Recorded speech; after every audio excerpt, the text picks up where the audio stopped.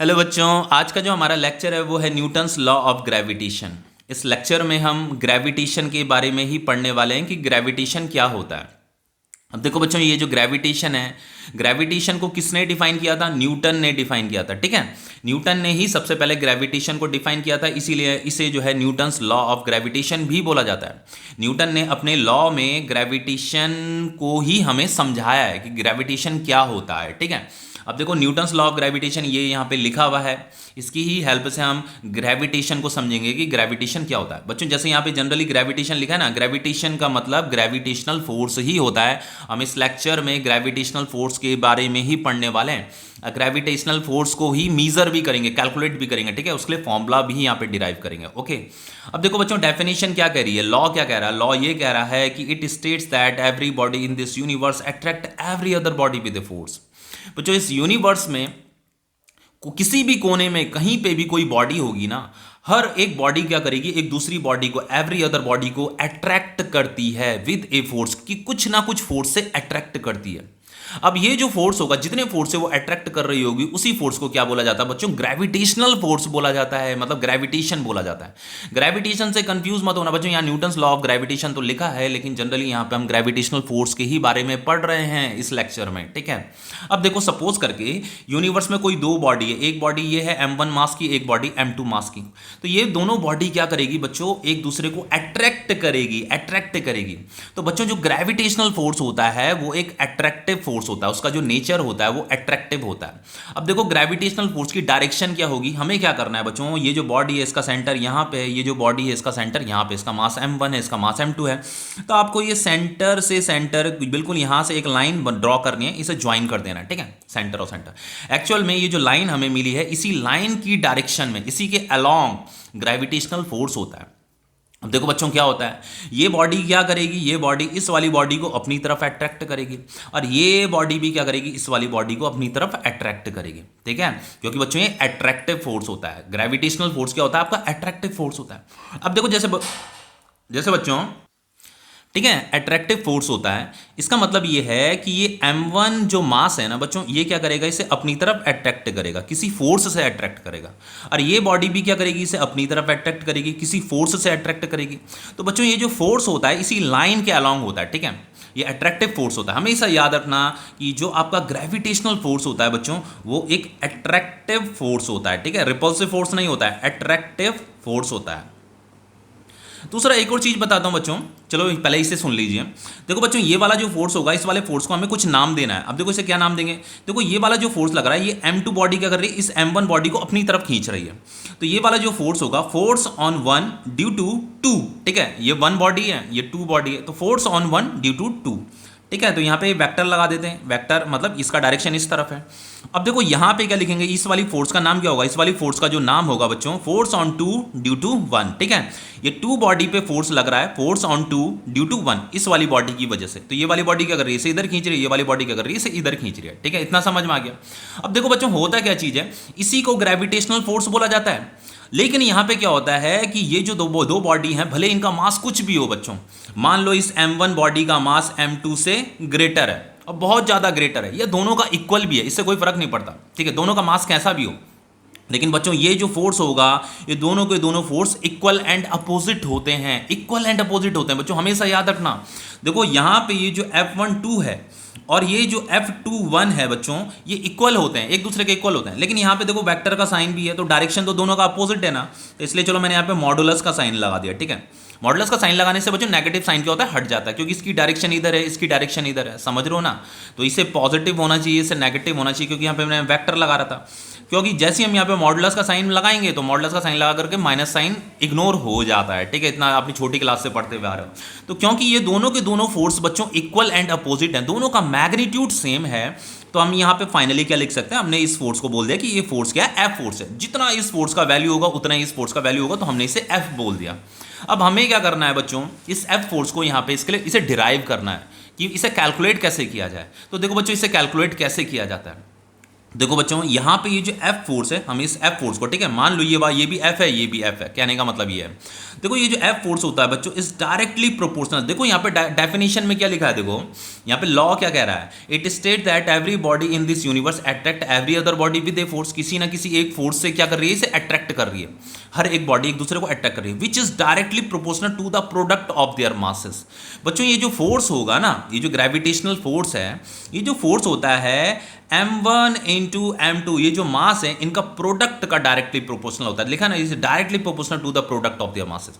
इन दोनों का जो मास है उसका जो प्रोडक्ट होगा बच्चों, अगर ये प्रोडक्ट ज्यादा आ रहा है तो ग्रेविटेशनल फोर्स भी ज्यादा होगा, अगर ये प्रोडक्ट कम आ रहा है तो ग्रेविटेशनल फोर्स भी क्या होगा, कम होगा, ठीक है। अब देखो बच्चों यहाँ पे जैसे ये जो बॉडी है और ये जो बॉडी है, इनका यहाँ से लेकर के यहाँ तक का जो डिस्टेंस है ना, ये डिस्टेंस, ये सेंटर से यहाँ तक, सेंटर से ही डिस्टेंस मेजर किया जाता है, इस सेंटर से इस सेंटर तक का ये वाला जो डिस्टेंस है, मान लो ये r है, क्या है, r है। अब देखो आगे क्या लिखा है, and is inversely proportional to the square of the distance between them. तो इनके बीच में जो डिस्टेंस होता है ना, उसका स्क्वायर का इनवर्सली प्रोपोर्शनल होता है। इसका मतलब क्या, इनवर्सली प्रोपोर्शनल किसे बोलते हैं, 1/r का स्क्वायर। r क्या है बच्चों, इन दोनों के बीच का जो सेंटर का डिस्टेंस है, ठीक है, r। तो हमें क्या करना है, इस r का स्क्वायर करना है, square of the distance between them, लेकिन वो इनवर्सली प्रोपोर्शनल है, इसीलिए यहाँ पे 1/r का, ठीक है, 1/r स्क्वायर r का। डायरेक्टली प्रोपोर्शनल तो ये है और ये इनवर्सली प्रोपोर्शनल है। बच्चों डायरेक्टली प्रोपोर्शनल का मतलब क्या होता है, डायरेक्टली प्रोपोर्शनल का मतलब ये होता है कि अगर ये वैल्यू इंक्रीज हो जाएगी तो फोर्स भी इंक्रीज हो जाएगा, और ये वैल्यू अगर डिक्रीज हो जाएगी तो ये भी डिक्रीज हो जाएगा। मतलब ये जो फोर्स होगा इन पे डिपेंड करेगा, कंप्लीटली डिपेंड करेगा, ये बढ़ रहा है तो ये भी बढ़ रहा है, ये घट रहा है तो ये भी घट रहा है, इसे डायरेक्टली प्रोपोर्शनल बोलते हैं। इनवर्सली प्रोपोर्शनल किसे बोला जाता है बच्चों, इनवर्सली प्रोपोर्शनल का मतलब ये होता है, देखो ये इनवर्सली हो रखा है, इसका मतलब ये है कि अगर ये r की वैल्यू अगर डिक्रीज होगी तो ये इंक्रीज हो जाएगा, और ये अगर इंक्रीज होगी तो ये डिक्रीज हो जाएगा, बिल्कुल अपोजिट रिलेशन होता है, ठीक है। इनवर्सली प्रोपोर्शनल में अगर आप इसे डिक्रीज करोगे, r को अगर डिक्रीज कर दोगे तो ये इंक्रीज हो जाएगा, और अगर इसे इंक्रीज कर दोगे डिक्रीज हो जाएगा। अब देखो जैसे ये दो बॉडी है, r डिस्टेंस दूर है, तो अगर मैं इन्हें और क्लोज क्लोज क्लोज क्लोज ले आऊंगा, मतलब ये r की वैल्यू को अगर छोटा कर देता हूं तो यहाँ पे ये फोर्स, ग्रेविटेशनल फोर्स क्या हो जाएगा, बढ़ने लग जाएगा, इंक्रीज होने लग जाएगा, ठीक है। अब देखो बच्चों यहाँ पे क्या है, इतना आपको समझ में आ गया। अभी देखो बच्चों अभी मैं इसे एक्सप्लेन भी करूंगा, चिंता मत करना, ये 1/r स्क्वायर का मतलब क्या होता है ये भी अभी मैं सब बताने वाला हूँ, चिंता मत कीजिए। अभी मैं जस्ट इसका डेरिवेशन आपको करा रहा हूँ। ये आपका इक्वेशन फर्स्ट है, ये आपका इक्वेशन सेकंड है, ठीक है, इतना समझ में आया। अब क्या करते हैं, इक्वेशन फर्स्ट एंड सेकंड को कंबाइन कर लेते हैं, combining equation first and equation second. इसे अगर मैं कंबाइन करूंगा तो ये क्या हो जाएगा, f m1 m2 divided by r square हो जाएगा। अब देखो इससे आगे क्या करेंगे बच्चों, देखो अगर मैं इस प्रोपोर्शनैलिटी के साइन को हटाता हूं तो यहाँ पे क्या आता है, कांस्टेंट आता है, इतना तो आपको पता है ना। अगर हम इस प्रोपोर्शनैलिटी को साइन को हटाएंगे तो यहाँ पे इक्वल का साइन आएगा, यहाँ पे कांस्टेंट आएगा, तो वो कांस्टेंट g बोलते हैं, ठीक है। उस कांस्टेंट को हमने g नाम दे रखा है, अभी बताता हूँ ये क्या होता है। फिर यहाँ पे m1 आएगा, फिर m2 आएगा डिवाइडेड बाय r का स्क्वायर आएगा, ठीक है। यही आपका ग्रेविटेशनल फोर्स का फॉर्मूला है। अगर मान लो ये दो बॉडी ऐसे रखी हुई हैं, अगर आपसे पूछा जाता है कि इस बॉडी ने, इस m1 बॉडी ने m2 बॉडी पे कितना फोर्स लगाया, तो बच्चों इस फॉर्मूले का यूज करना है आपको, g m1 m2 divided by r square. और अगर ये पूछ लेता है कि इस m2 बॉडी ने इस m1 बॉडी पे कितना फोर्स लगाया, तो अगेन आपको इसी फॉर्मूले का यूज करना है, g m1 m2 upon r का स्क्वायर। क्योंकि मैंने आपको बताया था जितना फोर्स ये बॉडी इस पे लगाएगी उतना ही फोर्स ये बॉडी भी उस पे लगाएगी, चाहे इनका मास कुछ भी हो, दोनों बॉडी एक दूसरे पे इक्वल एंड अपोजिट फोर्स लगाती है, जैसा आपका न्यूटन थर्ड लॉ में होता है, ठीक है। अब देखो बच्चों इससे आगे हम क्या करेंगे, देखो ये जो बच्चों जी होता है ना, इसे यूनिवर्सल ग्रेविटेशनल कांस्टेंट बोलते हैं, ठीक है, gravitational constant, universal gravitational constant. अब देखो बच्चों जी की जो वैल्यू होगी ना, ये जो जी है इसकी जो वैल्यू ऐसे नोट डाउन कर लीजिए, जी इज इक्वल टू, इसकी वैल्यू होती है 6.67 इंटू 10⁻11 न्यूटन मीटर स्क्वायर पर केजी स्क्वायर, ठीक है, न्यूटन मीटर स्क्वायर पर केजी स्क्वायर। तो इस वैल्यू को अपनी कॉपी में नोट डाउन कर लीजिए, ये आपका यूनिवर्सल ग्रेविटेशनल कांस्टेंट है।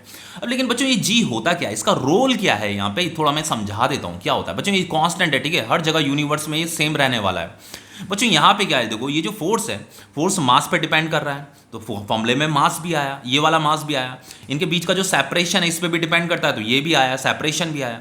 तो बच्चों ये जी क्या है, बच्चों इस जी का भी तो रोल होता है, कुछ ना कुछ रोल। जी है क्या चीज बच्चों, ये जो दो बॉडी रखी हुई है ना, ये कहाँ पे रखी हुई है, स्पेस में रखी हुई है, खाली जगह पे रखी हुई है ना, देखो जैसे मैंने ये पेन रखा हुआ है, तो अगर यहाँ पे एक खाली जगह नहीं होती तो मैं पेन कहाँ रखता, खाली जगह होनी चाहिए ना, तभी तो ये पेन इधर से उधर मूव कर रहा है। तो ये जो खाली जगह, ये जो स्पेस आपको दिखाई दे रहा है ना, ये जो ब्लैंक स्पेस आपको दिख रहा है बच्चों, उसका भी रोल होता है। तो यहाँ पे ये स्पेस है, ये खाली जगह है बच्चों, ये पूरी खाली जगह स्पेस है, खाली जगह है ना, तो उस खाली जगह में ही तो ये दो बॉडी रखी मैं, तो इस स्पेस का भी कुछ ना कुछ रोल होता है इस ग्रेविटेशनल फोर्स में। तो ये जो जी का वैल्यू होता है ना, ये जी का वैल्यू बच्चों उसी चीज को डिनोट करता है, स्पेस के बिहेवियर को बताता है। जी का वैल्यू है कांस्टेंट है हर जगह। आप कहने का मतलब यह है कि अपनी अर्थ से बाहर भी चले जाओगे, वहां भी जी का वैल्यू यही रहेगा, सेम रहेगा, जी का वैल्यू कोई चेंज नहीं हो रहा है, जी का वैल्यू हर जगह सेम रहेगा। तो ये यूनिवर्स तभी इसीलिए इसे यूनिवर्सल ग्रेविटेशनल कांस्टेंट बोला जाता है, ठीक है। तो जी का वैल्यू कितना 6.67 इंटू 10⁻11 न्यूटन मीटर स्क्वायर पर केजी स्क्वायर, ठीक है। तो जी समझ में आ गया। जी क्या चीज़ है, जी कहीं ना कहीं जो है आपके जो स्पेस है ना, ये जो स्पेस है जहाँ पे हमने ये बॉडी रखी हुई है, उसी के बिहेवियर को रिप्रेजेंट कर रहा है, ठीक है। अब देखो बच्चों इससे आगे क्या करेंगे, देखो समटाइम्स क्या होता है, ये जी भी आपको डिफाइन करने के लिए आ जाता है। अब देखो जैसे बच्चों मान लो ये एक बॉडी ये है और एक बॉडी ये है, ठीक है। अब दोनों, इसका मास भी मान लो 1 kg है, इसका मास भी मान लो 1 kg है, इसका मास भी कितना बच्चों 1 kg है, ठीक है। जैसे ये बॉडी है, एक ये बॉडी है, इसका मास भी 1 kg है, इसका मास भी 1 kg है। इन दोनों का जो सेंटर है, इनमें जो डिस्टेंस है बच्चों, ये 1 मीटर की डिस्टेंस है, ठीक है। अब देखो अगर जैसे ये फॉर्मूला है, इस फॉर्मूले को अगर मैं यहाँ, ये भी इस पे एक ग्रेविटेशनल फोर्स लगाएगा, ये भी इस पे ग्रेविटेशनल फोर्स लगाएगा, दोनों एक दूसरे को अट्रैक्ट कर रहे हैं, ठीक है। अब देखो बच्चों F इजिकल टू क्या होता है आपका Gm1 m2 अपॉन r का स्क्वायर होता है। अब देखो F इजिकल टू ये G आ जाएगा यहाँ पे बच्चों, m1 m2 कितना दे रहेगा 1 kg, तो यहाँ पे आ गया 1 इंटू 1, r कितना दे रहेगा यहाँ से लेकर के यहाँ तक का जो सेपरेशन है वो 1 है बच्चों, तो 1 का होल स्क्वायर। तो ये फाइनली बच्चों F इजिकल टू क्या हो जाएगा, ये 1 इंटू 1 है, ये भी 1 इंटू 1, F इजिकल टू क्या आ जाएगा G आ जाएगा। तो बच्चों यहाँ पे G की वैल्यू कितनी है, G की वैल्यू ये है, तो फोर्स भी इतना ही आएगा। बच्चों यहाँ पे ये जो G की वैल्यू होती है ना, देखो अभी समझाता हूँ एक्चुअल में मैंने ये क्यों बताया आपको, ये बताया कि समटाइम्स आपको यूनिवर्सल ग्रेविटेशनल कांस्टेंट को डिफाइन करने के लिए आपके एग्जाम में आ जाता है। अब आप उसे डिफाइन कैसे करोगे, आप ये बताओ दोगे कि ये जो ग्रेविटेशनल कांस्टेंट होता है ये F के ही इक्वल होता है, ग्रेविटेशनल फोर्स मतलब इसी के इक्वल होता है, लेकिन शर्त ये है कि दोनों बॉडी का मास भी सेम होना चाहिए, उनमें सेपरेशन भी 1 मीटर का होना चाहिए। अब देखो इस यूनिवर्सल ग्रेविटेशनल कांस्टेंट यहाँ पे हमने क्या प्रूव किया कि G इजिकल टू F आ रहा है, G इजिकल टू क्या आ रहा है F आ रहा है। अब देखो बच्चों इसे हम प्रूव कैसे, मान लो अगर डिफाइन करने के लिए आ जाता है आपका ये यूनिवर्सल कांस्टेंट, आपके एग्जाम में आता है डिफाइन कीजिए, अब कैसे डिफाइन करोगे, तो ऐसे डिफाइन करना है यूनिवर्सल ग्रेविटेशनल कांस्टेंट, इसे अपनी कॉपी में नोट डाउन कर लेना, बहुत इंपॉर्टेंट है। जनरली बच्चे इसी पॉइंट को जो है इग्नोर कर जाते हैं और एग्जाम में यही चीज पूछी भी जाती है। यूनिवर्सल ग्रेविटेशनल कांस्टेंट जी ठीक है, is equal to the force of attraction is equal to the force of attraction between two bodies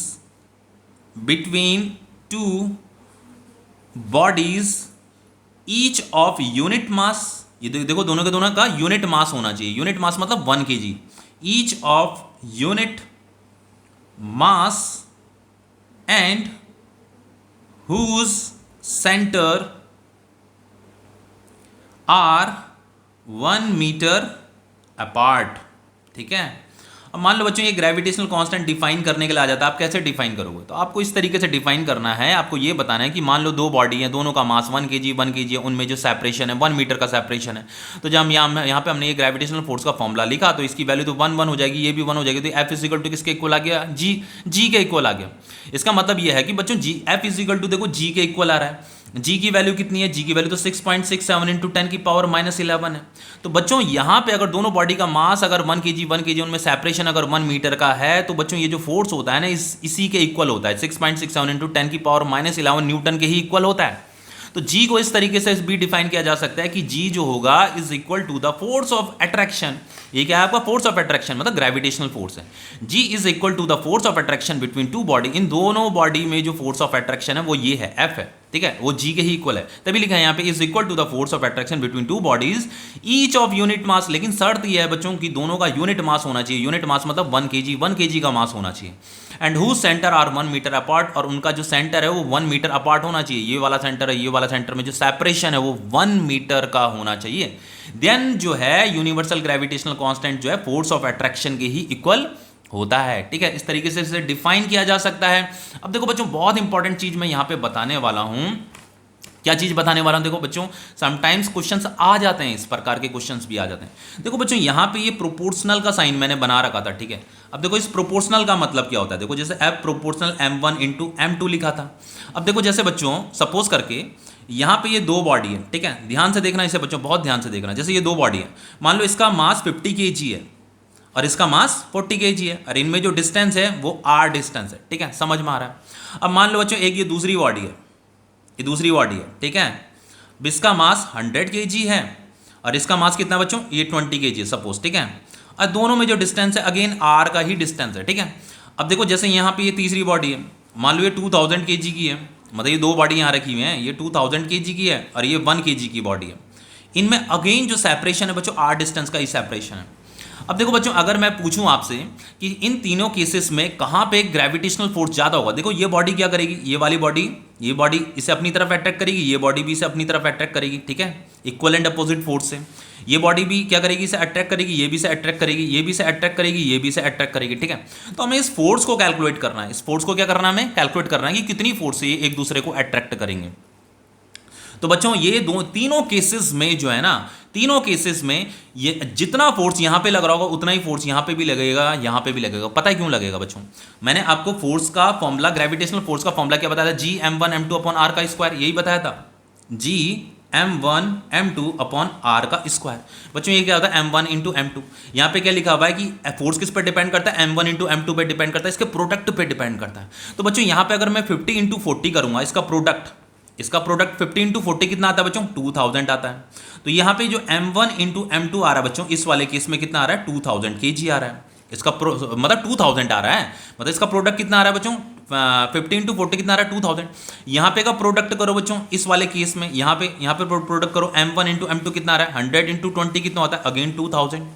यहाँ पे का प्रोडक्ट करो बच्चों, m1 इंटू m2 कितना आ रहा है, 2000 इंटू 1, ये भी 2000 ही आ रहा है, ये 2000 है, ये 1 kg 2000 आ रहा है। तो बच्चों यहाँ पे प्रोडक्ट क्या आ रहा है, सेम आ रहा है, तीनों ही केसेस में प्रोडक्ट सेम आ रहा है, r डिस्टेंस भी हमने सेम ले रखी है, g की वैल्यू तो कांस्टेंट होती है। तो इन तीनों ही केसेस में जो ग्रेविटेशनल फोर्स होगा, ये दोनों एक दूसरे पे जो फोर्स लगा रही होंगी, इक्वल फोर्स लगा रही होंगी बच्चों, चाहे मास कुछ भी हो। बच्चों ये इंडिविजुअल मास से हमें कोई लेना देना नहीं है, हमें जो है इनके प्रोडक्ट से लेना देना है। अगर प्रोडक्ट, कब समटाइम्स ऐसे क्वेश्चंस आ जाते हैं, आपको यहाँ मास अलग अलग दिखाई दे रहे हैं, लेकिन बच्चों दोनों का प्रोडक्ट तो सेम है ना। तो तीनों के केस में प्रोडक्ट क्या आ रहा है, सेम आ रहा है। तो तीनों ही केसेस में यहाँ r डिस्टेंस भी सेम है, तो यहाँ पे का जो ग्रेविटेशनल फोर्स होगा वो भी सेम होगा, समझ रहे हो। अब देखो एक और चीज बताता हूं, अब इस इनवर्सली प्रोपोर्शनल का मतलब बताता हूं। F inversely proportional 1 upon r square लिखा है ना, तो देखो इसका मतलब क्या है, ये इनवर्सली प्रोपोर्शनल है 1 अपॉन r स्क्वायर। देखो इसका मतलब समझते हैं बच्चों, बहुत इंपॉर्टेंट इसे समझना, इसे फील करना जरूरी है। नहीं तो जनरली बच्चों मैं सीधे न्यूमेरिकल भी कराने लग जाता, कोई दिक्कत नहीं थी। क्वेश्चंस आ जाते हैं समटाइम्स, ऐसे ऑब्जेक्टिव क्वेश्चंस आ जाते हैं, देन कैसे करोगे। अब देखो बच्चों जैसे यहाँ पे कोई बॉडी है, ध्यान से देखना बच्चों से, ये एक बॉडी है, ठीक है, इसका मास m1 है, इसका मास m2 है, सपोज करके ये r डिस्टेंस में रखी हुई है। अब देखो हमने क्या किया बच्चों, अगेन ये बॉडी m1 मास की है और ये बॉडी m2 मास की है, ठीक है, लेकिन हमने इनका जो डिस्टेंस है ना वो दुगना कर दिया, 2r कर दिया। कितना कर दिया, r से 2r कर दिया। फिर बच्चों तीसरे वाले केस में हमने क्या किया, सपोज करके ये दो बॉडी अगेन m1 है, ये बॉडी अगेन m2 है, ये m2 है, ठीक है, यही वाली m1 m2 बॉडी है बच्चों। हमने क्या किया, इनका डिस्टेंस अब 3 टाइम्स कर दिया, 3r कर दिया। यहाँ पे r क्या था, यहाँ पे 2r क्या था, यहाँ पे 3r क्या था। अब देखो बच्चों क्या करते हैं, सबसे पहले यहाँ पे का जो ग्रेविटेशनल फोर्स है, ये जो ग्रेविटेशनल फोर्स है F इसे कैलकुलेट करते हैं। तो देखो फॉर्मूला क्या होता है, F इज इक्वल टू होता है G m1 m2 upon r का स्क्वायर। तो इसका मास m1 है, m2 है, ये G ग्रेविटेशनल कांस्टेंट है बच्चों, यही तो फॉर्मूला होता है, G m1 m2 upon r का स्क्वायर, ठीक है। अब देखो बच्चों यहाँ पे का जो फोर्स है, ये फोर्स तो कैलकुलेट हो गया, इतना फोर्स आ रहा है, समझ में आ रहा है। अब देखो बच्चों क्या होता है कि देखो मास तो यहाँ पे सेम है, प्रोडक्ट तो सेम आ रहा है, लेकिन बच्चों यहाँ पे ये जो सेपरेशन है, ये जो डिस्टेंस है, उनमें चेंजेस आ गया है। यहाँ पे सेपरेशन क्या हो गया, इंक्रीज हो गया है। सेपरेशन इंक्रीज होने से क्या होता है बच्चों, ग्रेविटेशनल फोर्स डिक्रीज हो जाता है। लेकिन कितना टाइम्स डिक्रीज होगा वो हमें कैलकुलेट करना है। ये जो r स्क्वायर लिखा है, इसका मतलब क्या होता है वही मैं आपको फील कराना चाह रहा हूँ। अब देखो बच्चों क्या होता है कि जैसे यहाँ पे यहाँ पे का हमने ग्रेविटेशनल फोर्स तो फाइंड कर दिया, F इज इक्वल टू कितना है, ये G, ये m1 इंटू m2, यहाँ का सेपरेशन, उसका स्क्वायर किया जाता है, सेपरेशन का स्क्वायर किया जाता है। अब यहाँ पे का मान लो ये वाला ग्रेविटेशनल फोर्स चेंज हो जाएगा, क्योंकि यहाँ पे का सेपरेशन क्या हो गया, चेंज हो गया। यहाँ r था, अब ये 2r हो गया, तो यहाँ चेंज हो जाएगा।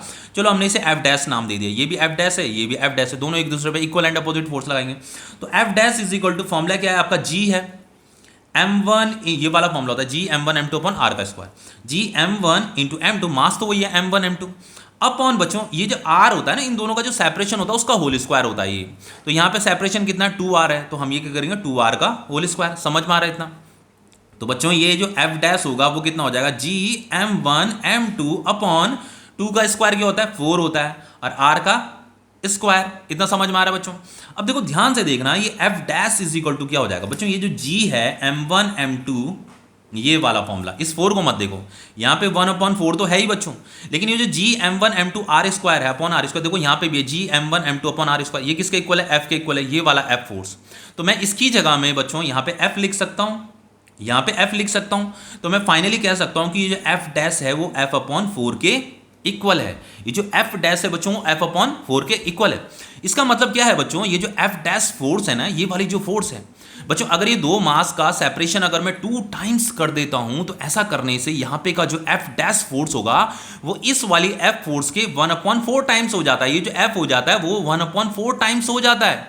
1/4 टाइम्स होने का मतलब क्या है कि ये वाली जो फोर्स है, यहाँ पे की जो फोर्स है वो डिक्रीज हो जाएगी बच्चों, ग्रेविटेशनल फोर्स डिक्रीज हो जाएगा, वो 1/4 टाइम्स हो जाता है प्रीवियस वैल्यू के। जो प्रीवियस फोर्स था यहाँ पे का, पहला वाला जो फोर्स था उसका 1/4 टाइम्स हो जाता है। अब बच्चों अब जैसे यहाँ पे r डिस्टेंस था, अब अगर मैं इसे 3 टाइम्स कर दूं, इस डिस्टेंस को r से 3 टाइम्स कर दूं, तो 3 टाइम्स करने से क्या होगा, देखो बच्चों बताता हूं इसे। जैसे हम यहाँ पे हम ग्रेविटेशनल फोर्स फाइंड करते हैं, तो ये हो जाएगा आपका F, चलो यहाँ पे का ये फोर्स है, ये F डबल डैश है, और ये आपका F डबल डैश है, ठीक है। तो F double dash is equal to formula है G m1 m2 बच्चों, और इनका बीच का जो सेपरेशन है, सेपरेशन कितना है 3r है, का होल स्क्वायर किया जाता है, ठीक है बच्चों। ये जो सेपरेशन होता है उसका होल स्क्वायर करना पड़ता है, ठीक है हमें। तो यहाँ पे होल स्क्वायर हो जाएगा, तो ये फाइनली कितना हो जाएगा G m1 m2 अपॉन 3 जा कितना होता है बच्चों 9r का स्क्वायर। अब बच्चों ये जो फोर्स आया है, यहाँ पे का जो फोर्स आया है वो ये आया है, और यहाँ पे का जो फोर्स था जब ये r डिस्टेंस दूर था, तो इन दोनों को हमें कंपेयर, यहाँ पे का फोर्स ये था बच्चों, अब हमें इसको और इसको क्या करना है, कंपेयर करना है, क्योंकि हमने यहाँ पे 3 टाइम्स इसकी डिस्टेंस बढ़ा दी है। अब देखो इसे कंपेयर करेंगे बच्चों अगर, तो f dash is equal to, देखो ये आपका G m1 m2 upon r square है, यहाँ पे भी G m1 m2 upon r square, तो ये किसके इक्वल होता है, f फोर्स के, इस वाले f के इक्वल होता है। तो यहाँ पे ये 1/9 इंटू f आ गया, 1/9 इंटू ये f है, सॉरी ये वाली वैल्यू, ठीक है, ये f के इक्वल होगी, और ये 1/9 हो गया। तो बच्चों ये जो देखो जब r डिस्टेंस दूर था तो यहाँ पे f फोर्स लग रहा था, ये वाला f फोर्स लग रहा था, लेकिन जब हमने इस r डिस्टेंस को जो है 3 टाइम्स कर दिया, तो ऐसा करने से बच्चों ये जो f dash double dash force है, ये वाली जो फोर्स है जिसे मैं f डबल डैश बोल रहा हूँ, ये 1/9 टाइम्स हो जाती है इसकी प्रीवियस वैल्यू की, ये जो पहले वाली वैल्यू थी उसकी 1/9 टाइम्स हो जाती है, मतलब ये फोर्स डिक्रीज हो जाएगा। तो देखो बच्चों एक चीज नोट कर लीजिए कि अगर बच्चों हम जो r है ना, अगर हम r को ट्वाइस कर देते हैं, ये जो सेपरेशन है अगर हम इसे ट्वाइस कर देते हैं, दुगना कर देते हैं, इस r को अगर हम यहाँ दुगना कर देंगे, तो बच्चों जो फोर्स होगा ना, जो फोर्स होगा वो कितना हो जाएगा बच्चों 1/2 टाइम्स हो जाएगा, ठीक है 1/2 टाइम्स। जैसे ये वाला फोर्स कितना हो गया था, सॉरी 1/2 टाइम्स नहीं 1/4 टाइम्स, सॉरी बच्चों देखो यहाँ पे हमने ये 2r किया था, तो ये फोर्स कितना हो गया था 1/4 टाइम्स हो गया था, ठीक है 1/4 टाइम्स, तो ये 1/4 टाइम्स हो जाता फोर्स। वैसे बच्चों r को अगर हम, ये जो r डिस्टेंस है इसे अगर हम 3 टाइम्स कर देते हैं, 3 टाइम्स अगर बढ़ा देते हैं इसकी सेपरेशन को, तो बच्चों जो फोर्स होगा बच्चों यहाँ पे का जो फोर्स होगा वो 1/9 टाइम्स हो जाता है। बच्चों किसके 1/9 टाइम्स हो जाता है, ये प्रीवियस वैल्यू के 1/9 टाइम्स हो, यहाँ पे जो फोर्स लग रहा था ना, पहले जो फोर्स लगा था ये 3 टाइम्स आपने बढ़ा दिया, तो यहाँ पे का जो फोर्स है उसका 1/9 टाइम्स हो जाता है, मतलब डिक्रीज हो जाता है फोर्स, ठीक है इतना समझ में आया। अब देखो बच्चों एक चीज और बताता हूँ आपको, देखो यहाँ पे जो हमारा ग्रेविटेशनल फोर्स होता है ये अट्रैक्टिव फोर्स भी होता है, लेकिन ये वीक फोर्स भी होता है। क्या होता है बच्चों, वीक फोर्स, बहुत ही वीकेस्ट फोर्स होता है। जितनी भी फोर्स है उन सभी फोर्सेस में से वीकेस्ट फोर्स हमारा ग्रेविटेशनल फोर्स ही होता है। अब देखो बच्चों होता क्या चीज़ है, देखो जैसे मैंने यहाँ पे देखो यहाँ पे क्या लिखा है, every body in this universe attract every other body. जैसे एक पेन ये है, एक पेन ये है, तो बच्चों ये दोनों पेन भी क्या कर रहे हैं, एक दूसरे पे क्या लगा रहे हैं, ग्रेविटेशनल फोर्स लगा रहे हैं। ये से इधर अट्रैक्ट कर रहा है, ये से इधर अट्रैक्ट कर रहा है, लेकिन मोशन तो हो नहीं रहा है। क्यों नहीं हो रहा मोशन? क्योंकि अर्थ भी तो इन्हें डाउनवर्ड डायरेक्शन में ग्रेविटेशनल फोर्स से नीचे खींच रही है, समझ रहे हो? तो इसका फोर्स इतना मतलब इफेक्टिव नहीं है कि ये एक दूसरे को खींच सके। जरूरी नहीं है बच्चों की ग्रेविटेशनल फोर्स की वजह से बॉडी मूव ही करेगी, ठीक है, जरूरी भी नहीं होता, और मूव भी कर सकती है। एक्चुअल में बच्चों यहाँ पे एक चीज बताता हूँ आपको कि ग्रेविटेशनल फोर्स को वीक फोर्स क्यों बोला गया। देखो यही तो हमें समझना पड़ेगा। देखो ग्रेविटेशनल फोर्स को वीक फोर्स क्यों बोला गया, देखो इसे समझाता हूँ। Gm1m2/r का स्क्वायर, कितना समझ में आ रहा है? अब देखो बच्चों जी का वैल्यू कितना है, देखो 6.67 इंटू 10⁻⁻11 है। देखो जी का वैल्यू कितना होता है, जी का जो वैल्यू होता है बच्चों वो होता है 6.67 इंटू 10⁻11। अब बच्चों अगर मैं इसे आगे देखो 6.67 है, 10⁻11 को अगर मैं यहाँ ले आता हूँ तो ये 10⁻11 हो जाएगा। अब बच्चों अगर मैं इसे सॉल्व करूँगा तो ये 0.00000000 पता नहीं कितने जीरो आएंगे, मतलब आएंगे थोड़े बहुत ही आएंगे, लेकिन बच्चों ये वैल्यू बहुत छोटी हो रही है। ये वाली जो वैल्यू होती है बहुत छोटी होती है बच्चों, बहुत छोटी होती है। अब अगर आप इस वैल्यू से किसी दूसरी वैल्यू को मल्टीप्लाई करोगे तो वो वैल्यू भी क्या हो जाएगी, छोटी हो जाएगी। होती है कि नहीं होती है छोटी बच्चों? जैसे मान लो यहाँ पे कोई डेसिमल नंबर मैंने लिख दिया, 0.001 लिख दिया। अब आप इसे 10 से मल्टीप्लाई कीजिए। आपने क्या किया, इसे 10 से मल्टीप्लाई कर दिया। 10 से मल्टीप्लाई करने पे बच्चों ये जो 10 है 10 और छोटा हो जाएगा। अगर 10 को आप इससे मल्टीप्लाई करोगे तो 10 की वैल्यू और छोटी हो जाएगी डेसिमल नंबर को मल्टीप्लाई करने से, ऐसा होता है। अब देखो बच्चों ये तो ऑलरेडी बहुत छोटी वैल्यू है, कौन? ये 6.67 इंटू 10⁻11 का मतलब ये 10⁻11 को मैंने नीचे भेजा तो इतनी छोटी है। अब इतनी छोटी वैल्यू को अगर इसके मास से आप मल्टीप्लाई करोगे तो ये वैल्यू फोर्स क्या आएगा, वीक फोर्स आएगा, क्योंकि ये वैल्यू बहुत छोटी है। अब बच्चों अगर आपको इस फोर्स को, ये वीक फोर्स तो होता है बच्चों लेकिन इफेक्टिव भी होता है, ऐसा नहीं है कि इफेक्टिव नहीं होता है। ग्रेविटेशनल फोर्स इफेक्टिव होता है। जब मान लो जैसे ये अर्थ है, ये हमारी अर्थ है, अब मैं यहाँ h हाइट पे मैंने कोई बॉडी रखी हुई है, अगर मैं इसे यहाँ से रिलीज करूँगा तो ये गिरने लगती है ना नीचे। तो क्यों गिर रही है, इस पर ग्रेविटेशनल फोर्स लग रहा है, इसीलिए तो ये नीचे की तरफ गिर रही है। ग्रेविटेशनल फोर्स की वजह से तो नीचे की तरफ गिर रही है। तो यहाँ पे क्या ग्रेविटेशनल फोर्स इफेक्टिव नहीं है? लेकिन बच्चों ग्रेविटेशनल फोर्स इफेक्टिव कब होगा? ग्रेविटेशनल फोर्स इफेक्टिव कब होगा? जब ये m1 इंटू m2 इनका मास का जो प्रोडक्ट होगा उसकी जो वैल्यू हमें मिलेगी वो वैल्यू बड़ी होनी चाहिए। जब ये वैल्यू बड़ी होगी देन हमें ये जो फोर्स मिलेगा वो इफेक्टिव मिलेगा। लेकिन अगर m1 इंटू m2 इसका भी प्रोडक्ट अगर छोटा आ रहा है, कम आ रही है इसकी वैल्यू, तो देन फोर्स और कम हो जाएगा, ठीक है, फोर्स ग्रेविटेशनल फोर्स क्या हो जाएगा, कम हो जाएगा। अब देखो बच्चों एक और चीज बताता हूं, जैसे यहाँ पे क्या लिखा है, every body in this universe attract every other body, ठीक है, विद फोर्स। बच्चों जैसे मान लो ये आपका ग्राउंड है, ठीक है, ये आपका ग्राउंड है, यहाँ पे कोई पर्सन खड़ा हो रखा है। अब बच्चों यहाँ ऊपर स्टार है ना, ये स्टार है, ये स्टार है, मान लो ये सन है, ये आपका सन है, ये कोई दूसरा स्टार है, ये कोई दूसरा प्लैनेट है, ठीक है, कोई दूसरा प्लैनेट है।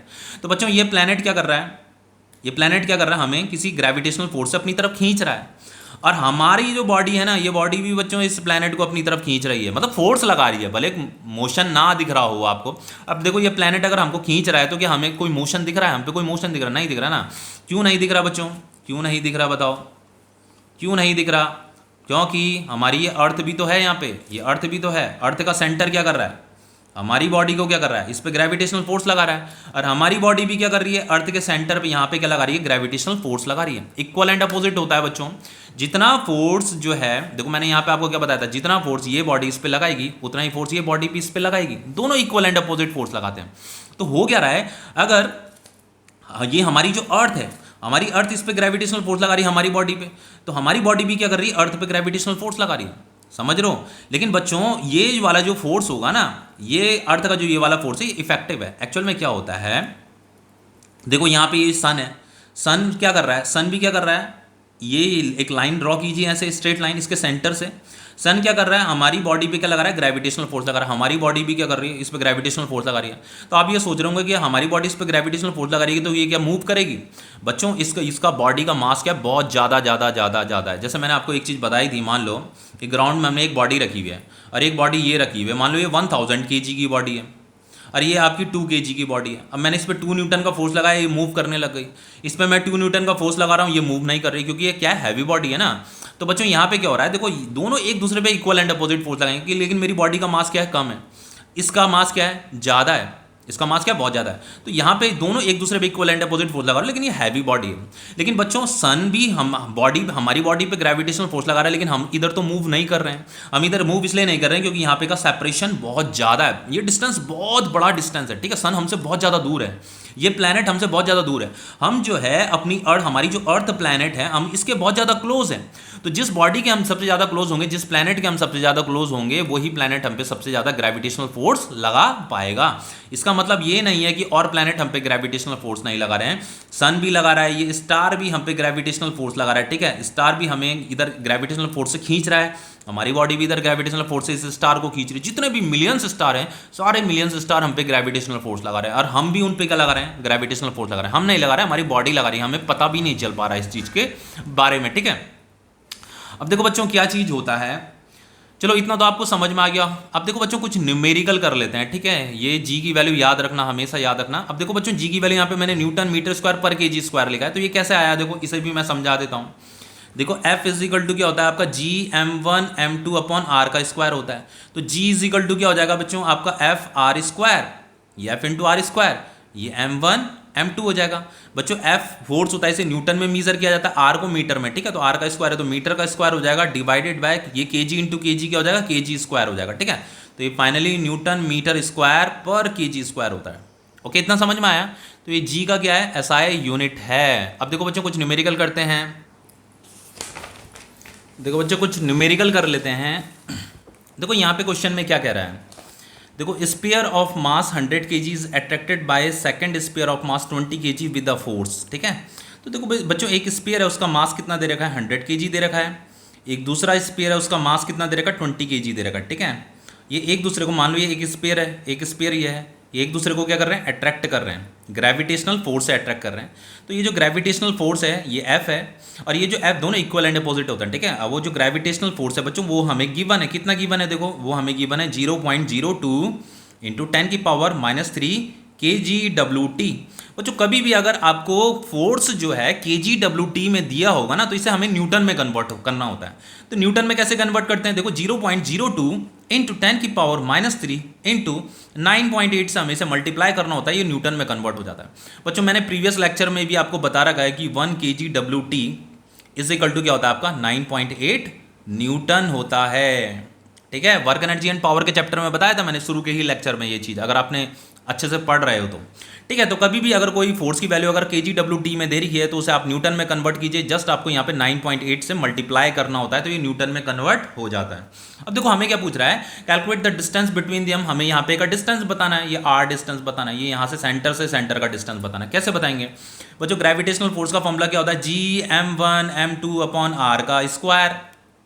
जी का वैल्यू तो हमें गिवन है, ठीक है, जी तो कांस्टेंट होता है, ये वैल्यू तो हमें गिवन है। हमें इस आर को फाइंड करना है बच्चों, तो आर को कैसे फाइंड करेंगे, आर स्क्वायर को उधर भेज दीजिए, R square is equal to क्या हो जाएगा आपका जी m1 m2 अपॉन एफ, ठीक है। तो फाइनली हम आर को ऐसे भी लिख सकते हैं √g m1 m2 upon F. इतना समझ में आ रहा है बच्चों, जस्ट वैल्यू पुट करनी है, अब तो कुछ भी नहीं करना है। यहाँ पे बच्चों जी की वैल्यू कितनी दे रखी है, 6.67 इंटू 10⁻11, तो यहाँ पे आ जाएगा 6.67 इंटू 10⁻11। आपका मास कितना है बच्चों, m1 है आपका 100 kg, m2 है आपका 20 kg, ठीक है। तो यहाँ पे आ जाएगा आपका 100 इंटू 20। बच्चों इसकी कैलकुलेशन थोड़ी डिफिकल्ट होती है, ठीक है, इरिटेटिंग होती है, पर क्वेश्चन बहुत सिंपल होते हैं, ठीक है, ईजी होते हैं क्वेश्चन। फोर्स कितना दे रखा है आपको, फोर्स दे रखा है आपका ये है फोर्स, ठीक है, न्यूटन में लेना है आपको फोर्स को, तो ये हो जाएगा आपका 0.02 इंटू 10⁻³ इंटू 9.8। अब देखो बच्चों इसे आगे कैसे किया जाएगा, देखो इसे हम ऐसे कर सकते हैं, सबसे पहले डेसिमल डेसिमल को सॉल्व करते हैं। देखो यहाँ पे 6.67 इंटू 10⁻11 लिखा है ना। तो बच्चों 100 इंटू 20 कितना होता है, 2000 होता है, ठीक है। तो 2000 को हम ऐसे भी लिख सकते हैं 2 इंटू 10⁻3 लिख सकते हैं ना, 10 10 जा 100, 100 10 जा 1000। तो ये 2000 था, तो 2 को मैंने 2 इंटू 10⁻3 लिख दिया। अब देखो बच्चों क्या करना है, देखो ध्यान से देखना क्या कर रहा हूँ मैं बच्चों। अगर मैं इस डेसिमल को यहाँ से हटा दूँ तो ऊपर क्या जाएगा, 2 जीरो जाएंगे, तो यहाँ पे क्या आ जाएगा 10⁻2, तो यहाँ मैंने 2 लिख दिया, मैंने यहाँ का डेसिमल हटा दिया और ऊपर यहाँ 10⁻2 लिख दिया। अब देखो बच्चों ये 10⁻³ भी है, तो इसे भी ऊपर भेज देते हैं, ऊपर मतलब यहाँ भेज देते हैं, ये 10⁻3 हो गया। अभी जो 9.8 है इस डेसिमल को भी अगर मैं यहाँ से हटा देता हूँ बच्चों, तो ऊपर क्या जाएगा 10 जाएगा, ठीक है। ऊपर 10 आ जाएगा। अब देखो बच्चों ये r इज इक्वल टू क्या होगा, अब ध्यान से देखना बच्चों, अगर मैं इसको इससे मल्टीप्लाई करता हूँ तो 2 7 जा कितना होता है 14, 2 6 जा 12 और एक 13 और 2 6 जा 12 एक 13, ठीक है। इसको और इसको मैंने मल्टीप्लाई कर दिया तो ये 13.34 आ गया। ये आपका 10 की पावर -11 है, ठीक है। ये 10 की पावर -11, अब देखो ये 3 और 2 5 6 7 8 और एक ये कितना आ जाएगा 9, ठीक है। तो ये हो जाएगा आपका 10 की पावर 9 डिवाइडेड बाय 2 इंटू 9 8 कितना होता है बच्चों 196 होता है, ठीक है, इसका मल्टीप्लाइकेशन। अब देखो क्या करेंगे, r इज इक्वल टू हो जाएगा आपका, अगर बच्चों इसको मैं इससे डिवाइड करता हूं, अगर मैं इसको इससे चलो अभी इसे ऐसे ही लिख देता हूं, खैर 196, अब देखो ये हो जाएगा आपका 10 की पावर -2 हो जाएगा, ठीक है। अब देखो क्या करते हैं, इस 10 की पावर -2 को नीचे भेज देते हैं, ऐसे मैंने यहाँ इसे नीचे भेज दिया, ये 13.34, इसे अगर मैं नीचे भेजूंगा तो ये 19620 यहाँ पे आ जाएंगे। अब बच्चे इसे मैं कैलकुलेटर से सॉल्व करके बता रहा हूँ, ठीक है, कितना वैल्यू आ रहा है।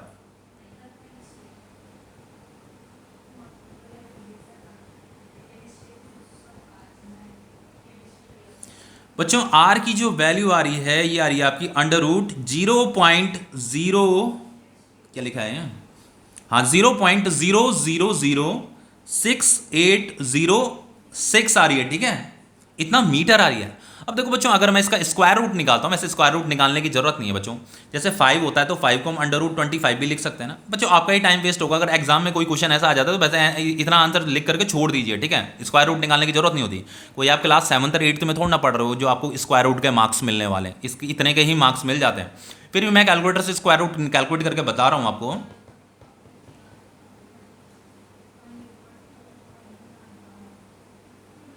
बच्चों ये आ रहा है आपका r इज इक्वल टू आ रहा है आपका 0.026 मीटर आ रहा है, ठीक है। अब देखो नेक्स्ट क्वेश्चन करते हैं।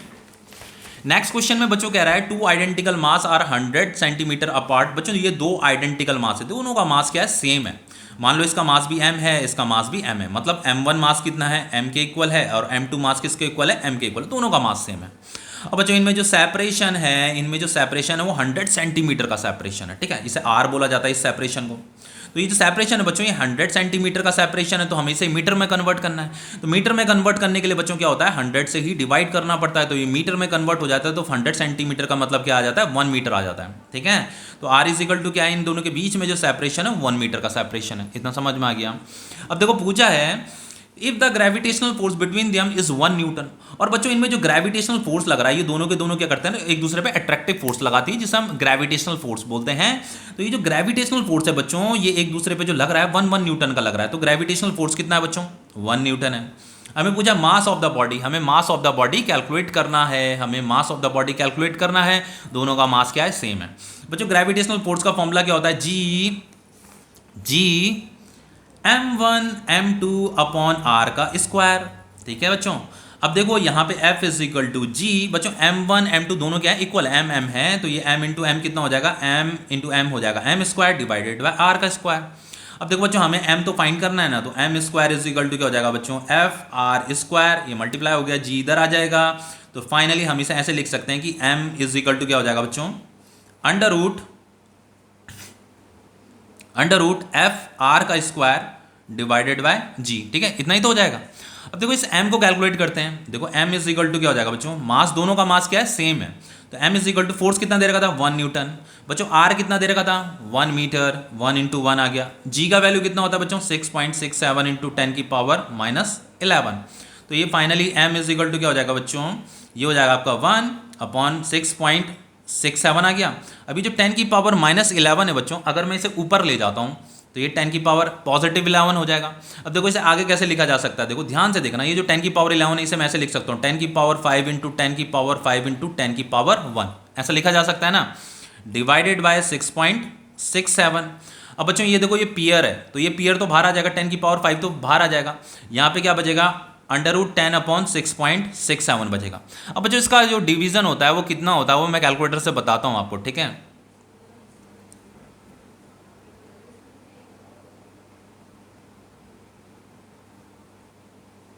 बच्चों इसका जो डिवीजन आ रहा है वो आ रहा है 10 की पावर 5 इंटू इसका वो आ रहा है बच्चों, ये कितना दिखा रहा है, ये आ रहा है बच्चों 1.499, ठीक है, इतना आ रहा है। अब देखो हमें इसका स्क्वायर रूट भी निकालना पड़ेगा, है ना, स्क्वायर रूट निकालना भी तो जरूरी है। तो बच्चों इसका जो स्क्वायर रूट आता है वो आ रहा है, ये आ रहा है आपका 1.22 आ रहा है। तो फाइनली ये कितना आ गया, 1.22 इंटू 10⁵ kg। हमें मास कैलकुलेट करना था, मास कैलकुलेट हो गया। अब देखो नेक्स्ट क्वेश्चन क्या है आपका, देखिए बच्चों नेक्स्ट क्वेश्चन, ये क्वेश्चन बहुत इंपॉर्टेंट है, इसे बहुत ध्यान से देखना, ठीक है। यहाँ पे कुछ सेंट्रीपिटल एक्सेलरेशन का कॉन्सेप्ट भी आ जाएगा, तो सेंट्रीपिटल एक्सेलरेशन भी आपको आना चाहिए। ओके, देखो यहाँ पे क्या कह रहा है, मास ऑफ प्लैनेट इतना दे रखा है, मास ऑफ सन इतना दे रखा है हमें, ठीक है। अब देखो लिखा है mean distance of the planet from the sun, sun और प्लैनेट के बीच का जो एवरेज डिस्टेंस है वो इतना दे रखा है हमें, ठीक है, 7.8 इंटू 10⁻11 मीटर। कह रहा है assuming that the planet moves in circular orbit around the sun. बच्चों आपको पता ही है कि जो प्लैनेट होता है, प्लैनेट जिस ऑर्बिट में सन के चक्कर काटता है वो इलिप्टिकल होता है, लेकिन यहाँ पे कह रहा है कि हमें उसे सर्कुलर मानना है, ठीक है। ऐसा मान करके चलिए कि जो प्लैनेट मूव कर रहा है किसी सर्कुलर ऑर्बिट में मूव कर रहा है अराउंड द सन। फिर हमें ग्रेविटेशनल फोर्स कैलकुलेट करना है which the sun exert on the planet. तो सबसे पहले जैसे मान लो बच्चों ये सन है, ठीक है, ये आपका सन है और यहाँ पे एक ऑर्बिट आपका सर्कुलर ऑर्बिट है। इस सर्कुलर ऑर्बिट में क्या कर रहा है, प्लैनेट सन के चक्कर काट रहा है, रिवॉल्व कर रहा है, ये आपका प्लैनेट है। अब बच्चों ये प्लैनेट क्या कर रहा है, यहाँ पे रिवॉल्व कर रहा है। एक तो हमसे पूछा है कि gravitational force which the sun exert on planet, ये जो सन है, सन इस प्लैनेट पे कितना ग्रेविटेशनल फोर्स एक्सर्ट कर रहा है। तो इसका सेंटर इसे ज्वाइन कर दीजिए ऐसे। तो बच्चों सन जो इस पे ग्रेविटेशनल फोर्स लगाएगा टूवर्ड सेंटर लगाएगा, ठीक है, अपनी तरफ लगाएगा। अब बच्चों एक्चुअल में क्या होता है, ये जो प्लैनेट है, प्लैनेट भी तो लगाएगा इस पे, दोनों के दोनों एक दूसरे पे लगाते हैं। बच्चों ये जो ग्रेविटेशनल फोर्स होता है, इसी ग्रेविटेशनल फोर्स की वजह से तो ये जो हमारी अर्थ, ये जो प्लैनेट है, ये प्लैनेट क्या कर रहा है, सर्कुलर ऑर्बिट में मूव कर रहा है। अब देखो जब प्लैनेट यहाँ पे पहुंचेगा तो यहाँ पे भी अर्थ ये सन क्या करेगा, सॉरी अर्थ बोल रहा हूँ, ये सन क्या करेगा, इस प्लैनेट पे ग्रेविटेशनल फोर्स लगाएगा। यहाँ पे भी जब अर्थ बोल रहा हूँ मैं, यहाँ पे भी जब ये प्लैनेट पहुंचेगा तो इस प्लैनेट पे ये जो हमारा सन है क्या लगाएगा, ग्रेविटेशनल फोर्स लगाएगा। ये ग्रेविटेशनल फोर्स हमेशा टूवर्ड सेंटर होता है। बच्चों मैं क्या बोल रहा हूँ, इस ग्रेविटेशनल फोर्स की ही वजह से प्लैनेट जो होता है सर्कुलर ऑर्बिट में रिवॉल्व करता है। एक्चुअल में बच्चों किसी भी प्लैनेट की जो टेंडेंसी होती है वो स्ट्रेट लाइन में मोशन करनी होती है। इसकी टेंडेंसी इधर है, इसकी टेंडेंसी इधर है, इसकी टेंडेंसी इधर है। लेकिन बच्चों जैसे उसके अंदर ये टेंडेंसी होती है ना, इस पर फोर्स लग जाता है, फोर्स लगने की वजह से वो फिर सर्कुलर हो जाता है। फिर जैसे उसकी टेंडेंसी इधर जाने की होगी, प्लैनेट की टेंडेंसी अगर इधर जाने की होगी तो फिर उसमें टूवर्ड सेंटर ग्रेविटेशनल फोर्स लगेगा, फिर वो इधर हो जाएगी। फिर उसकी टेंडेंसी अगर इधर जाने की होगी, फिर उसमें ग्रेविटेशनल फोर्स लगेगा, फिर वो ऐसे ऐसे करके सर्कुलर पाथ में क्या कर रही है, प्लैनेट क्या कर रहा है, रिवॉल्व कर रहा है। इस ग्रेविटेशनल फोर्स की वजह से रिवॉल्व कर रहा है। ये ग्रेविटेशनल फोर्स क्या करता है बच्चों, ग्रेविटेशनल फोर्स की वजह से कभी भी प्लैनेट की वेलोसिटी चेंज नहीं होती है, प्लैनेट की डायरेक्शन चेंज होती है। ये सर्कुलर, देखिए कि प्लैनेट क्या कर रहा है, सर्कुलर पाथ में मूव कर रहा है ना, वो किसकी वजह से कैसे कर रहा है बच्चों, इस ग्रेविटेशनल फोर्स की वजह से कर रहा है, ठीक है। इससे जो सर्कुलर पाथ प्रोवाइड हो रहा है इस प्लैनेट को, वो इस ग्रेविटेशनल, सन का जो ग्रेविटेशनल फोर्स है उसकी वजह से प्रोवाइड हो रहा है। ओके, अब देखो बच्चों यहां पे क्या होगा, यहां पे हमसे पूछा है एक तो हमें ग्रेविटेशनल फोर्स कैलकुलेट करना है, ये सन इस पर कितना ग्रेविटेशनल फोर्स लगा रहा है। तो बच्चों ग्रेविटेशनल फोर्स का फॉर्मूला क्या होता है, F=G m इंटू एम, दोनों का मास, इसका मास इसका मास। तो ये आपका मास ऑफ सन है और ये आपका मास ऑफ प्लैनेट है, डिवाइडेड बाय यहां से लेकर के यहां तक का डिस्टेंस, उसे हम r बोलते हैं, इसके सेंटर से इसके सेंटर का r का स्क्वायर। अब देखो बच्चों क्या करते हैं, सबसे पहले इसे कैलकुलेट करते हैं, फोर्स को कैलकुलेट कर लेते हैं। जितना फोर्स सन इस पे लगाएगा उतना ही फोर्स ये प्लैनेट भी क्या करेगा, सन पे लगाएगा। लेकिन सन का मास क्या होता है, बहुत भारी होता है, बहुत बड़ा होता है सन, इसलिए मतलब इसके फोर्स, सन पे फोर्स लगाने से कोई ज़्यादा इफेक्ट नहीं दिखेगा, लेकिन सन इस पे जो फोर्स लगा रहा है उससे ये इफेक्ट दिख रहा है कि ये सर्कुलर ऑर्बिट में मूव कर रहा है। अब देखो बच्चों क्या होगा, यहाँ पे हम सबसे पहले जी की वैल्यू पुट करेंगे। जी का वैल्यू देखो कितना होता है, इतना होता है, ठीक है। ये तो हमें ऑलवेज गिवन होता है, नहीं भी गिवन है तो याद होना चाहिए, समटाइम्स नहीं गिवन होता है तो याद होना चाहिए, ठीक है। 10⁻11।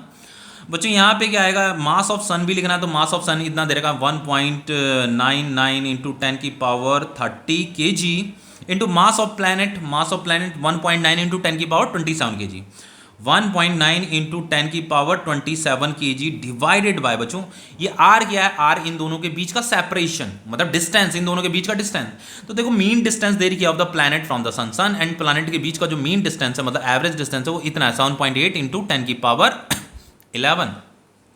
तो बच्चों चलो इसे यहाँ पे लिख देते हैं। तो ये हो गया बच्चों आपका 7.8, ये मीन डिस्टेंस है ये वाली, इंटू 10⁻11 का होल स्क्वायर आ जाएगा, ठीक है। अब देखो बच्चों, इसकी कैलकुलेशन मैं नहीं कर रहा हूँ, इसकी कैलकुलेशन आप खुद करना। इसका मैं जस्ट आपको आंसर बता देता हूँ। इसका जो आंसर आता है बच्चों, इसका जो आंसर आता है आपका, एक मिनट मुझे आंसर एक बुक से देखने दीजिए बच्चों, इसका आंसर कितना आ रहा है।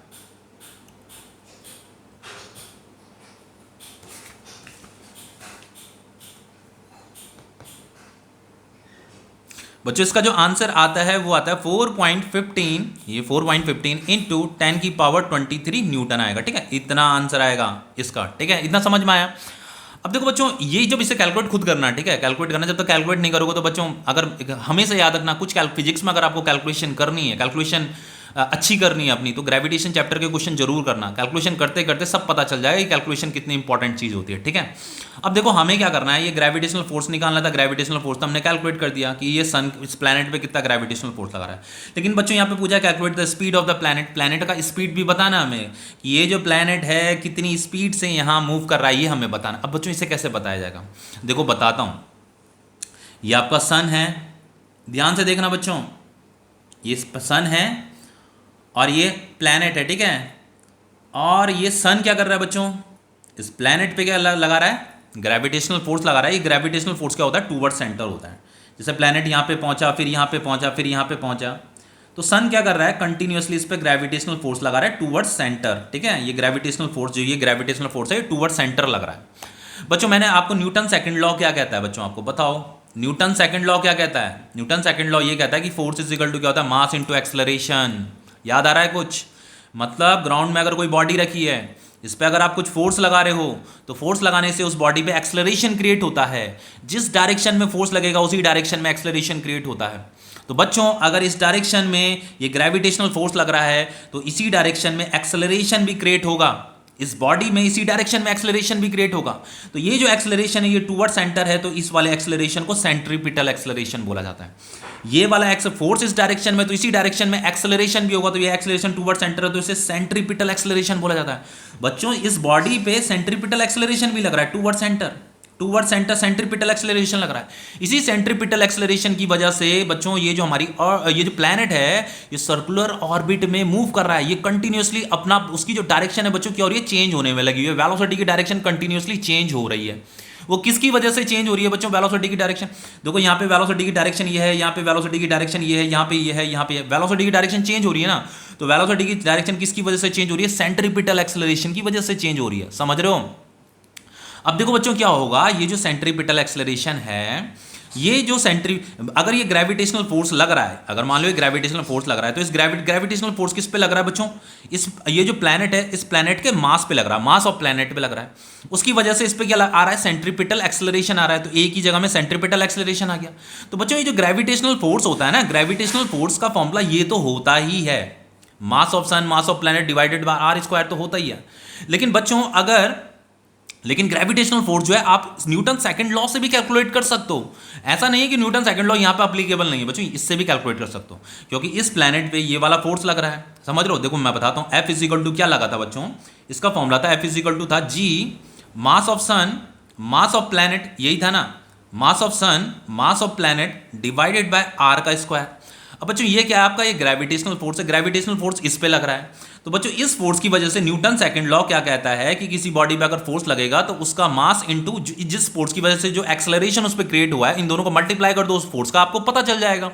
तो हमारे पास इस प्लैनेट का मास तो है ही, हमें क्या करना है, इस ग्रेविटेशनल फोर्स को मास इनटू एक्सेलरेशन भी लिख सकते हैं बच्चों, इससे इसको।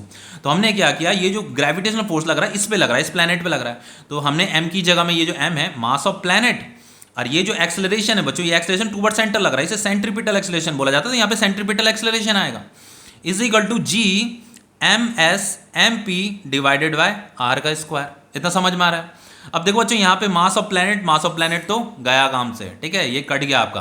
देखो सेंट्रीपिटल एक्सेलरेशन का फॉर्मूला क्या होता है, सेंट्रीपिटल एक्सेलरेशन का टॉपिक देख लेना, नहीं तो सेंट्रीपिटल एक्सेलरेशन का बच्चों टॉपिक देख लेना, नहीं तो सेंट्रीपिटल एक्सेलरेशन का मैंने टॉपिक बना रखा है, उसके ऊपर लेक्चर है। सेंट्रीपिटल एक्सेलरेशन का फॉर्मूला क्या होता है, v square upon R. v मतलब जब ये बॉडी यहाँ पे होगी तो उसकी वेलोसिटी, और यहाँ से लेकर के यहाँ तक का r मतलब रेडियस, इस ऑर्बिट का रेडियस, मतलब इन दोनों में जो सेपरेशन है उसकी हम बात कर रहे हैं। तो v स्क्वायर अपॉन आर, तो सेंट्रीपिटल एक्सेलरेशन की जगह में क्या आ जाएगा, v स्क्वायर अपॉन आर आ जाएगा। ठीक है, इज इक्वल टू ये GMS अपॉन आर का स्क्वायर। बच्चों यहाँ पे v क्यों आया, क्योंकि हमें यहाँ पे स्पीड ऑफ प्लैनेट कैलकुलेट करना है, इसीलिए तो यहाँ पे सेंट्रीपिटल एक्सेलरेशन की जगह में मैंने v स्क्वायर अपॉन आर लिखा है, ताकि हम इस प्लैनेट की स्पीड कैलकुलेट कर सकें। ठीक है, r से ये r कट जाएगा, यहाँ पे सिंगल r बचेगा, ये r स्क्वायर था, r इंटू आर था, तो यहाँ पे एक r कट गया तो एक r बच गया। तो बच्चों v square is equal to क्या हो जाएगा, देखो आपका v square is equal to हो जाएगा आपका g mass of sun divided by ये।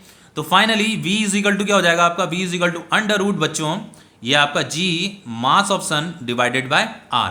अब जस्ट यहाँ पे वैल्यू पुट करनी है। ठीक है, तो बच्चों मैं वैल्यू पुट करता हूं, उसके लिए मुझे एक पेज चाहिए। चलो ये पेज मिल गया है यहाँ पे। ठीक है, इस फॉर्मूले को मैं लिख देता हूं यहाँ पे, under root g mass of sun upon r। ठीक है बच्चों, अब जस्ट वैल्यू पुट करनी है, बाकी कुछ भी नहीं करना है यहाँ पे। देखो v इज इक्वल टू हो जाएगा आपका, g का वैल्यू कितना होता है आपका 6.67 इंटू 10 की पावर -11। बच्चों मास ऑफ सन कितना दे रखा है, देखो मास ऑफ सन ये दे रखा था 1.99 इंटू 10 की पावर 30। ठीक है, तो इसे हम यहाँ पे लिख देंगे मास ऑफ सन 1.99 इंटू 10 की पावर 30 हो जाएगा, डिवाइडेड बाई r है, r का मतलब उनमें separation, mean distance, separation sun and planet के बीच का जो सेपरेशन था। ठीक है, तो वो कितना था बच्चों, वो था आपका 7.8 इंटू 10 की पावर 11। ठीक है, अब देखो अच्छे से सॉल्व करते हैं। तो देखो सॉल्व कैसे करेंगे, v इज इक्वल टू हो जाएगा आपका, ये आपका 6.67 है, तो चलो पहले से 1.99 से पहले से मल्टीप्लाई करेंगे। तो बच्चों यहाँ पे 10 की पावर -11 है, एक ये आपका 10 की पावर 30 है, और इस 10 की पावर 11 को भी ऊपर भेजते हैं बच्चों, तो ये 10 की पावर -11 हो जाएगा। ठीक है, इसे मैंने ऊपर भेज दिया तो नेगेटिव में हो जाएगा, तो यहाँ पे आ गया आपका 7.8 आ गया। ठीक है, अब देखो v इज इक्वल टू, पहले इन दोनों को मल्टीप्लाई कर लेते हैं, तो मैं कैलकुलेटर से मल्टीप्लाई करके इनकी वैल्यू बता रहा हूँ आपको कितनी आ रही है।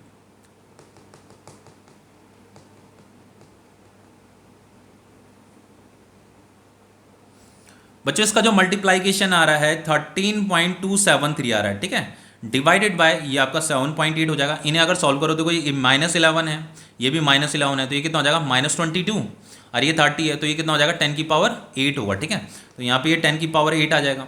अब देखो बच्चों इसे करते हैं जरा, इसे मैं कैलकुलेटर से सॉल्व करके बताता हूँ कितनी वैल्यू आ रही है इसकी। 13.273 डिवाइडेड बाय 7.8, ओ यार बच्चों 1.701। ठीक है, यार आपका 1.701। अब देखो ये तो हमने डिवाइड कर दिया। अब देखो ये 10 की पावर 8 है, तो इसे हम ऐसे लिख सकते हैं 10 की पावर 4 इंटू 10 की पावर 4।